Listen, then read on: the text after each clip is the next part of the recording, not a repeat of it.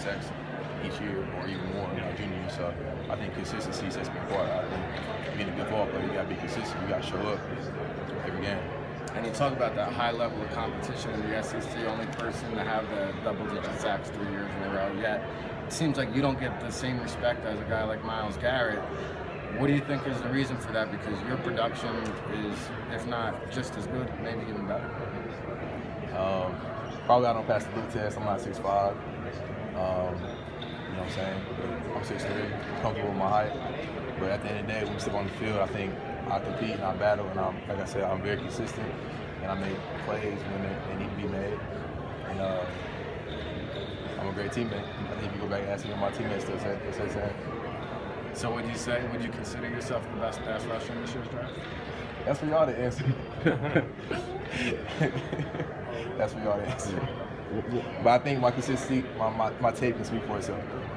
No doubt about it. How about looking back on your career in the SEC, going up against some of these big boy offensive linemen? Anybody stand out to you as a tough opponent? Yeah, throughout my career, I think Laramie Tunsil stood out. He's the top guy I played against. Brandon Sheriff from Iowa, Cam Robinson, Genesee for A&M. So I played against some good guys, and they pushed me, I pushed them. What was it like breaking Reggie White's record at Tennessee? It was a great feeling. I broke it in my hometown, and all my teammates ran on the field. Coach had to call timeout because they were going to get a 15-yard flag. But I think celebrating with my teammates was the best part about it. I think they were more excited than I was. Does Butch Jones, is he like a corny joke guy? Like, is he a funny guy, Butch Jones?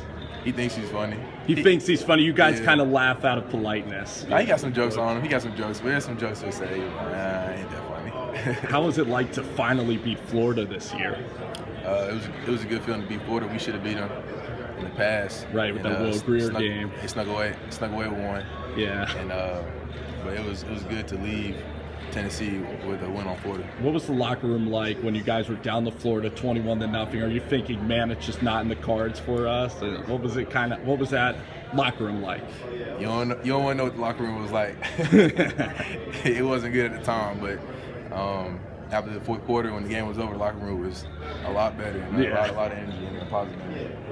What happens in the locker room, though, is do you sometimes have to step up and give a speech to the team, motivate guys, or is it kind of just known amongst each other?